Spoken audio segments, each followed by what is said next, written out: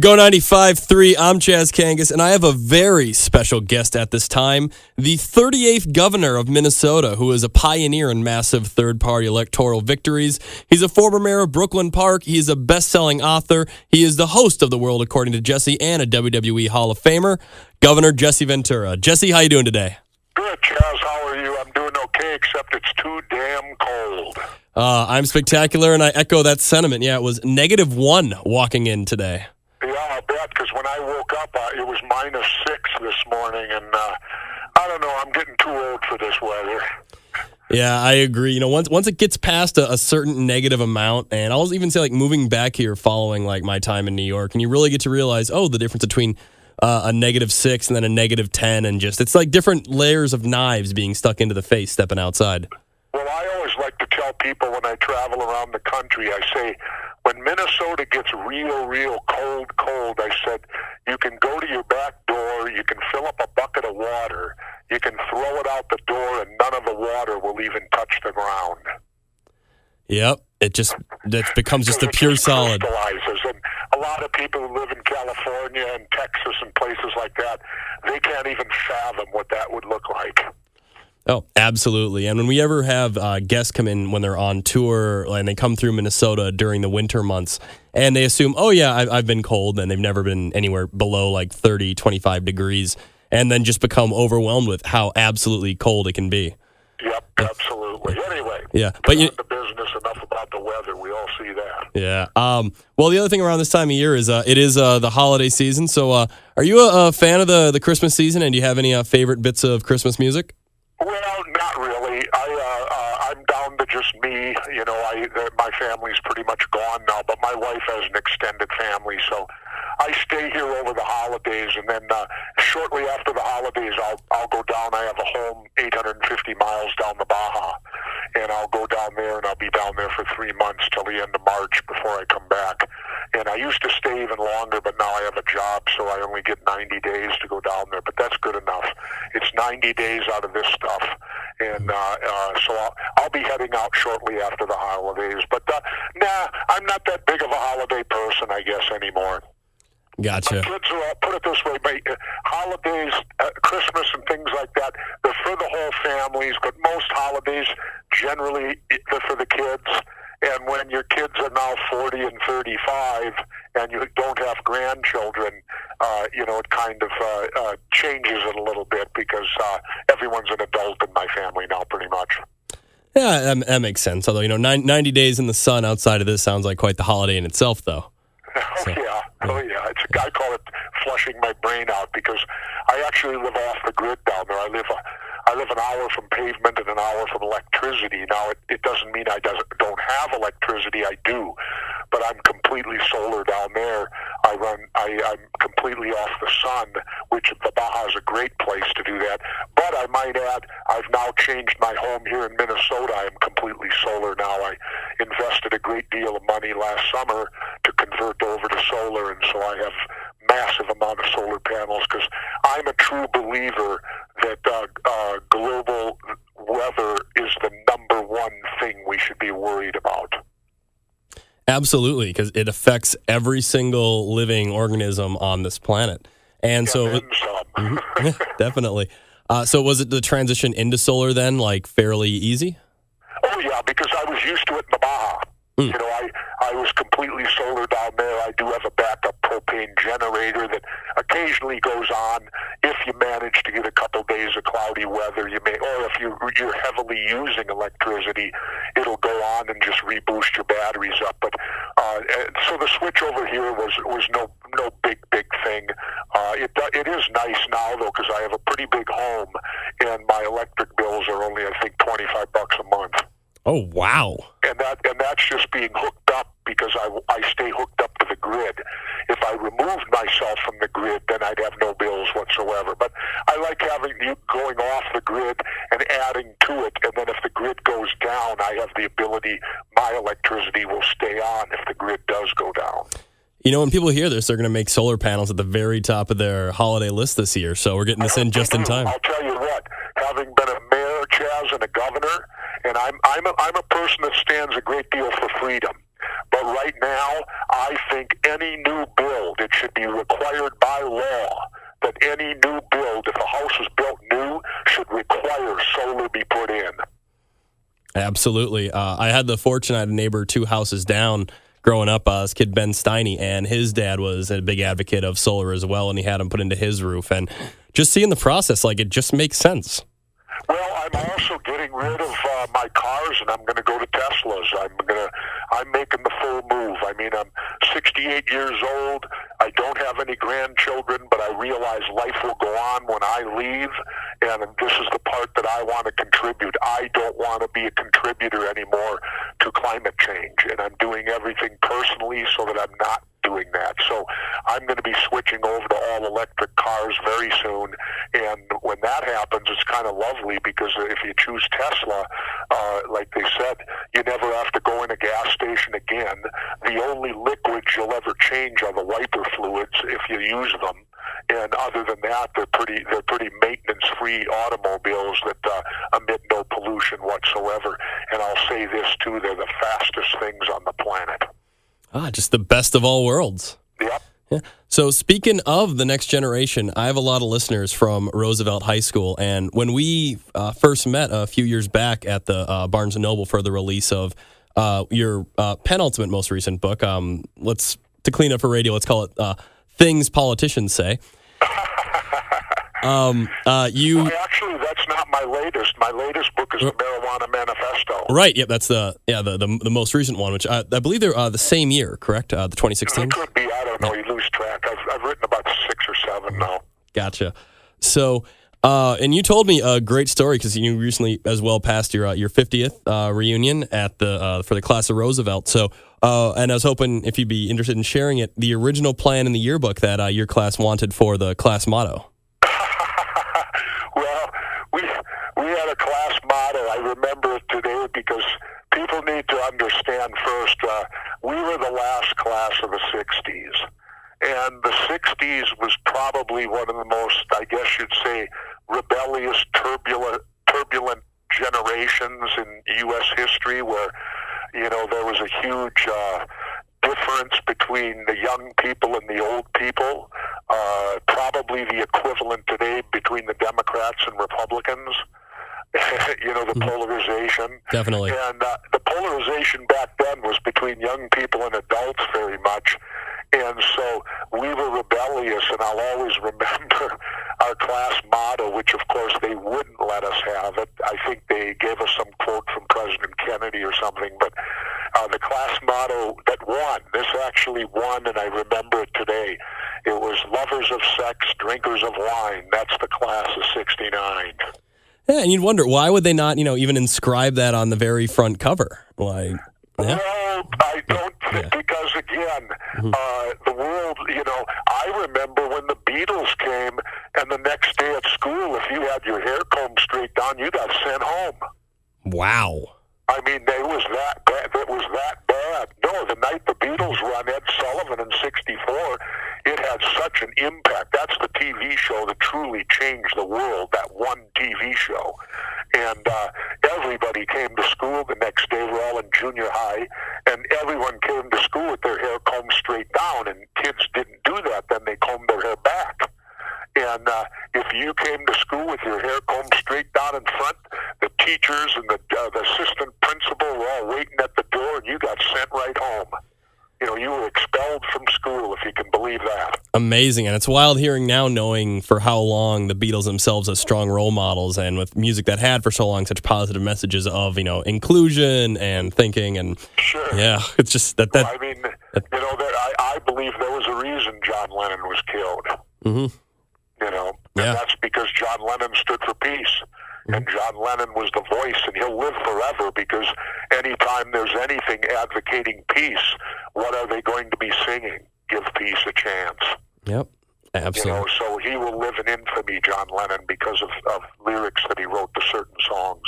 Mm-hmm. Yeah, and just seeing so many generations come up now, and how that music really living forever. When I taught in a Harlem music class for 7 years, and exact same thing, the music, it resonates exactly the same with them.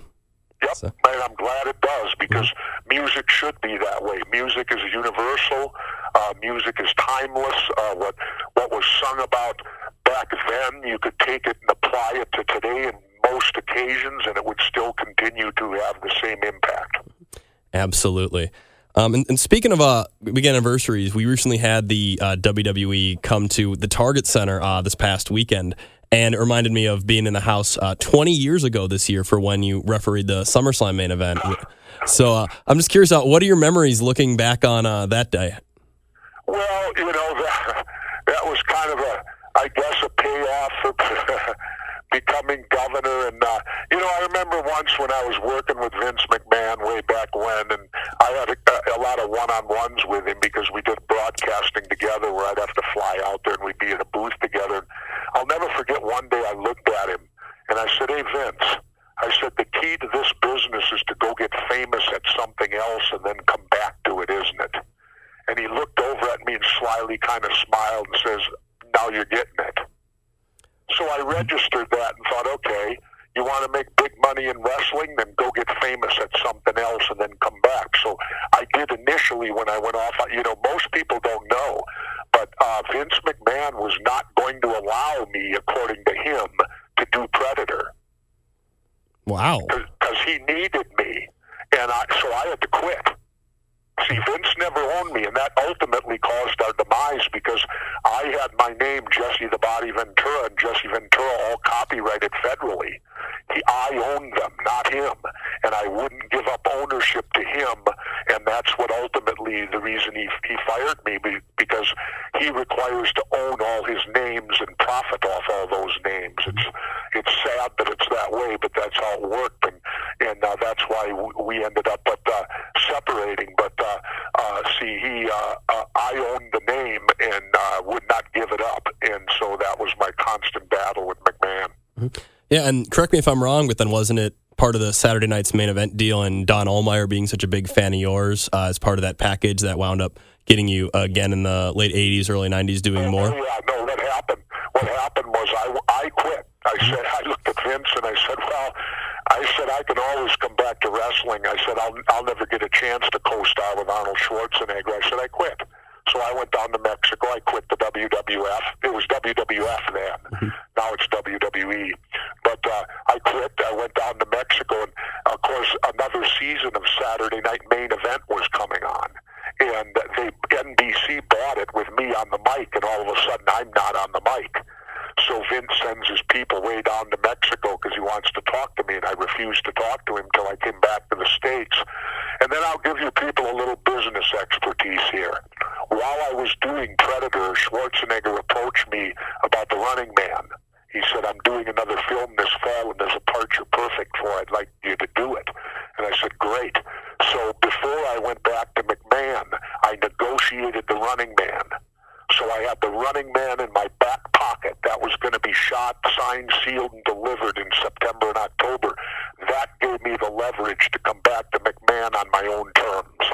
And when I came back to him that second time, is when I got elected to the Hall of Fame, they asked me what I thought my greatest contribution to pro wrestling was. And I said my greatest contribution was I was the first wrestler in history that made Vince McMahon deal with an agent. Wow. And I made him do that when I came back. I said, "Vince," I have an agent that handles my whole career now, everything but you. And I said, "You got 2 minutes to convince me why he shouldn't handle you too." So Vince went on a 2-minute spree, telling me why they couldn't have agents in wrestling and all this, old forgotten crap from the old days. And in the end, I said, "Sorry, Vince, you didn't convince me." I said, "If you want me, here's my agent's number. You call him if you want me." Well, Vince himself wouldn't do it, but he got one of his underlings to call my agent. And from that day on, things got good. I only flew first class. I had my own dressing room. I think Hogan and I were the only two that got their own separate dressing rooms.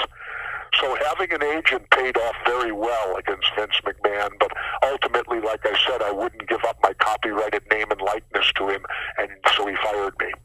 And one more thing you have in the landmark against Vince McMahon, you are the only wrestler to get him to put back on the powder blue suit for when you returned to commentary for one night 10 years ago. Well, and that was done because we were promoting conspiracy theory. Otherwise, I wouldn't have been there. But it was a mutual promotion. Vince could promote the show well with the power that he has with his TV, and so I went on and did that with him, and got back on the mic with him. But other than that, in 1990, when I left Vince McMahon, I left pro wrestling pretty much. I went to WCW because they gave me a big, huge contract for a couple of years. But when that one ran out, I knew that wrestling was over and it was time to move on to other things. On a lighter note, you mentioned the work in Predator and the Running Man, and then, of course, you're in the classic Demolition Man, so many of these like iconic film roles you've been in. So I'm curious, with all the acting you've done, is there any role or any film you've appeared in that you're particularly proud of, you wish was more well-known? No, not really. I could have done a lot more in Hollywood, except that I wouldn't move out there. I always remember Arnold coming up to me one day on the set of Predator, and he goes, "Jesse," he said, "when are you moving to L.A. and become one of the boys?" And I said to Arnold, I had young children then, and I said to Arnold, "Well, Arnold, how are the schools?" And he thought he gave me the best answer, but in reality, he gave me the worst one he could. He said to me, "You don't worry about that. You put your kids in private school." And I sat and thought a moment and said, do I really want to live in a place where my kids would have to go to private school, that it's that bad? I thought, I'm going to stay in Minnesota, where kids can still go to public school, kids can still get great educations in public school, and it shows me that it's probably a better all-around place to live in the first place if your kids don't have to go to private school. So Arnold thought he gave me the best answer, but reality, he gave me the worst. And I know it hurt my career because it's like anything. L.A. is a strong town of out of sight, out of mind. And if you're not out there, you're out of sight and you're out of mind. And so it probably hurt my career a great deal, maybe. I don't know. But I don't regret it because my children were more important to me at that time than worrying about dashing around and playing the Hollywood rah-rah game. Yeah, absolutely the right call. And speaking of schools, I actually remember 2003 in Mrs. Post's government class, the day we got the brand new history books that had you added to it. We got the big update at De La Salle High School, and it mentioned with your major gubernatorial victory. And so knowing you have like this place like in history, in the education world, have you had interaction much with students since then over the past 2 decades who've found out about you in schools? And have you heard much about how you're taught in classes? Well, it's amazing. You have to remember, Chaz, I'm an independent. And that's like being the red-headed stepchild who shows up on the day they read the will. See, so there wasn't. I've been blackballed a lot. The only place, believe it or not, the only place that came forward and wanted my expertise when I left office was probably the greatest place I could imagine, Harvard. Mm-hmm. So I'm a fellowship professor from Harvard today. I went out and taught the full year out there in 2004, class year, and I brag about it because I had an office in the John F. Kennedy School of Government. I only went to high school. I went into the military right out of high school. So only in America can you be a high school graduate and yet teach at Harvard. Hey. And so I taught at Harvard, political science, of course, and although I did go off into a few other subjects too. And I'm proud to say I had the biggest classes in Harvard history. They had to move me into the Commons building because the classes were so big. So there was a demand for me, but the only thing was apparently the status quo or the people in the power didn't want that demand as much as you would think they might have. Oh, but I'm sure, the impact one of those things make on students and the impression that it makes going forward. In fact, when I came out of office, there was a 3-way bid to get me between MSNBC, CNN, and Fox. Mm-hmm. MSNBC ultimately won. It was interesting. The guy, Eric Sorensen, that hired me there, we were driving one day from San Diego up to L.A., and and I wasn't on the air yet, and he mentioned to me, I got 2 calls from people very high up in the Democratic and Republican Party, and they wanted to know why we were giving you a national forum. Well, guess what? I never got it. Because here's a story that people need to know. I signed with MSNBC. We were doing the show from the Twin Cities. Everything's falling into place. We're getting ready to go on the air. It's right before the Iraq invasion. We get a phone call. Is it true Jesse Ventura doesn't support the invasion of Iraq? My subordinate said no. He's vehemently opposed. He's a Vietnam veteran. He says it's Vietnam all over again. Question on the other end. Does Connecticut know about this? The big headquarters. Our side. We don't know. Pause. Do you think there's any chance he's changed his mind? And that my subordinate had been with me 4 years at the Capitol, was now working with me on this show. He said, no, I don't think so. He said, I've seen the governor change his mind when he gets educated on something he doesn't know about. But he said, when he knows about it, like military and war, no, you're not going to change his mind. Well, guess what, Chaz? I was told never allowed on the air, and get this, at the same time, MSNBC had just brought back Phil Donahue from daytime TV. He was their highest-rated show. He likewise opposed the invasion of Iraq. He was likewise pulled from the air. So if you go back to right before the invasion of Iraq, there was no one, absolutely no one on national TV speaking out against it because the government or whoever the power structure was wouldn't let it happen. So there's your free speech in America. Absolutely horrifying. Yep. Wow. And that's a true story. That is completely true. And it even went on from there. Chaz, I was signed to a 3-year contract that looked like a pro football contract. They paid me the entire 3 years, but the contract didn't allow me to do any news shows or any cable television. In other words, they had me handcuffed with tape across my mouth, and there was nothing I could do because I can't break the contract. Wow. And they paid me every cent for 3 years. And you didn't hear from me from 2003 till 2006 when the contract expired. Wow. I love telling that story because I want the United States people to know what's going on in their country. Yeah, well, I'm going to do in my power and my platform to get that out there. That's a true story. Yeah, it's a true story. Wow. Well, you know my show Conspiracy Theory. Yep. I got read off on the floor of Congress for that. Mm-hmm. Yeah, and wasn't there like a 1 or 2 episodes that you weren't even allowed to even broadcast? No, we broadcast all of them. Oh, yeah, excuse me. I mean, it was... I don't think you can get them today. They've whitewashed them like Mancow, the big disc jockey from Chicago. Mm-hmm. He had them all on his computer, came home one day, they were all wiped clean. Mm-hmm. Yeah, I think I'm misremembering. I think it was like 1 or 2 that got pulled from being in reruns or from the on-demand service. It caused... the big one that got him was when we exposed the FEMA camps and all these caskets that they had stored up in Georgia and these camps around the country that I'm sure they're using today because they were set up to hold children too. They had all the playthings in them and all this, and they looked just like camps in Germany. Wow. And in fact, I was reported to the Defamation League by Congressman Cohn for that reason. I never heard from the Defamation League because I think they looked at the 2 pictures and said, he's right. Wow. Because they did look alike. They had railroad spurs coming up to them.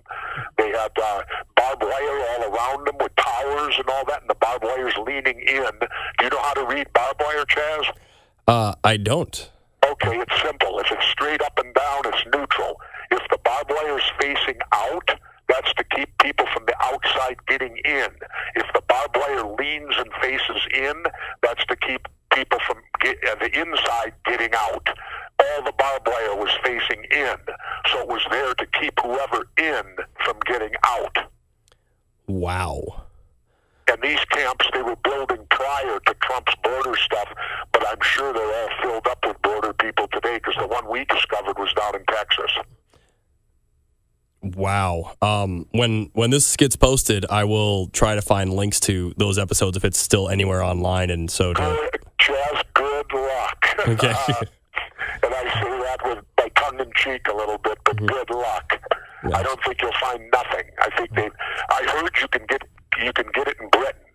Oh, nice. But you have to go all the way over to England to get the conspiracy theory stuff. Yeah. Oh, not a bad reason for a holiday. So, yeah. All right. So, two more questions for you, and again, I appreciate you so much for all this time and being so great in this. No problem. One of your major successes as governor was the Lightrail, which also just turned 15 years old this year. And so I was wondering, 15 years later, did it turn out how you imagined? It's turning out better because they're adding more lines to it. It's turning out what I expected to happen. Mm-hmm. You know, I went and studied what Denver had done, and Denver was so far in front of us. And I know there were a lot of Republicans that were critical and harsh and tried to stop it. But the thing they needed to remember is this. There is no major city in America that doesn't have some form of mass transit. How are we going to compete? For example, Chaz, downtown Minneapolis today, you cannot get a parking spot. They're full. So if a new business is coming to Minneapolis and wants to locate there, the first thing they're going to say is, well, where do my employees park? Well, they can't. We have no parking available now. We're full. Well, how's mass transit? Well, if I wouldn't have put rail in, we'd be saying, well, we don't have that either. Do you really think a new business is going to locate here without mass transit and no parking spots?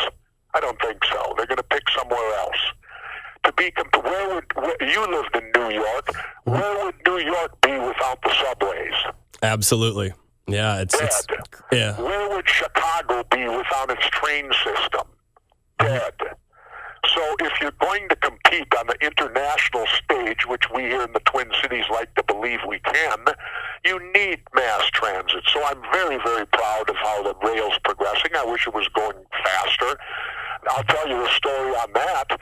They want me gone and my legacy gone so bad.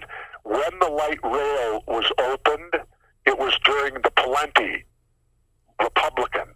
Well, they were my biggest opponents on it, but yet they got to go over and dedicate it. And do you know what was done for me? They sent me a form letter with one ticket, not even a ticket for the First Lady. Wow. And so I declined to be there. I wasn't going to let them attempt to disrespect me. And that's what they tried to do. The second time it happened was I went on a trade mission to Mexico with President Fox. We created a Mexican thing over in St. Paul, a trade office between Mexico and the U.S., because for people that don't know, every bottle of Corona beer is made with Minnesota corn. Really? Oh, absolutely. They took me in and showed me all the pallets, and they're all stamped Minnesota. Every bottle of that beer is made with Minnesota corn. So anyway, Fox and I established this trade thing in St. Paul. When Fox, and I invited President Fox up here. Well, I had left office when he finally came, because in Mexico they serve a 6-year term, 1 6-year term, which I wish it was that way here. Anyway, that aside, when he came up on my invitation, do you know how I was treated by Minnesota's Republican government here? How? I received an invite to sit in the audience. Not even up on the dais. Whoa. So I naturally declined again. I thought, they're not going to disrespect me. I won't let them do it. And so that's why you don't see me showing up at any dedications or nothing, because the Democrats and Republicans do everything they can to try to destroy the legacy of the independent. Because, and I'll say this to you, this coming election this year coming up, we have to elect an independent, not a Democrat or Republican, and here's why. If you elect a Democrat or Republican, the polarization continues. Nothing changes. If you elect an independent, the two parties then have a natural enemy, because they will band together to go against any third party. That is their biggest fear, is to have a third entity enter the game. Just like Minnesota, we need to elect an independent president.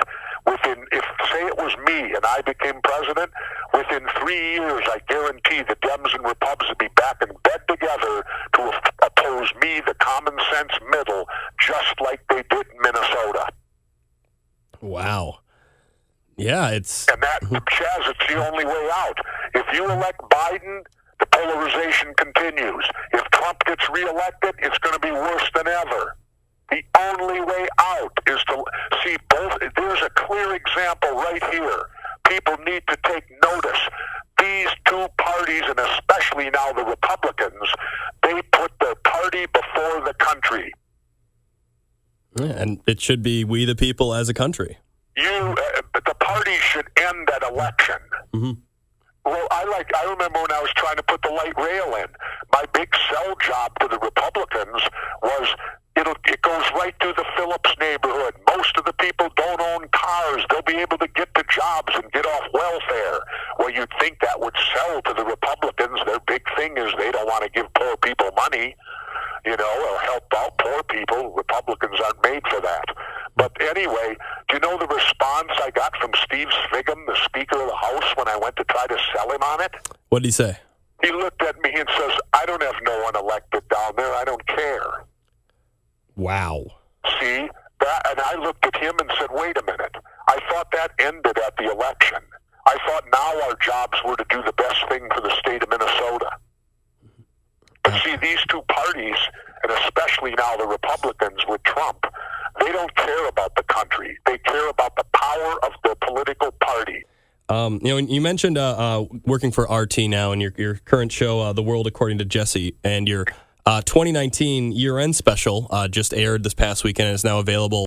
That in mind, being it is the end of 2019, the end of the decade, and looking forward into the new decade, ideally, in addition to a third-party candidate getting the presidency, what's a change you'd like to see in the world over the next 10 years? Without a doubt, we have to wage the war on the weather. Mm-hmm. That, people are ignoring a great many of, and they don't realize, I live down in the Baja right on the ocean, and I'm watching the ocean in the last decade die right before my eyes. I won't go into all the detail. We don't have the time to do it. We need a whole show for it. But I will tell you this. We better change what we're doing because people better wake up to a simple fact. If the oceans die, we die.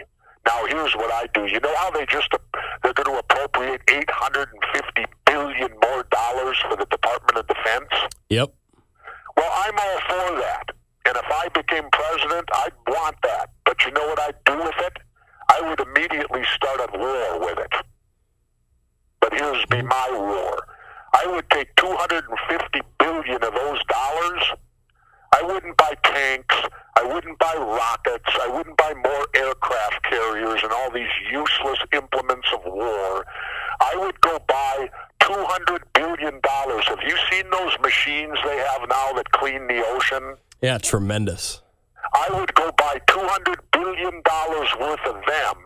I would bring our troops home, and our United States Navy would start cleaning the oceans around the United States of America and anywhere else, and when we're done with there, to save the world from its own personal destruction of polluting and destroying the oceans and the global weather change we're experiencing. Because if we don't do something before about 2030, it's going to be too late.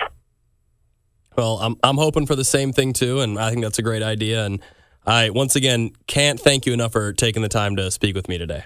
Thanks, Chaz. My pleasure, and I'll do it to people all the time as long as they give me my forum and let me talk about what I want to say.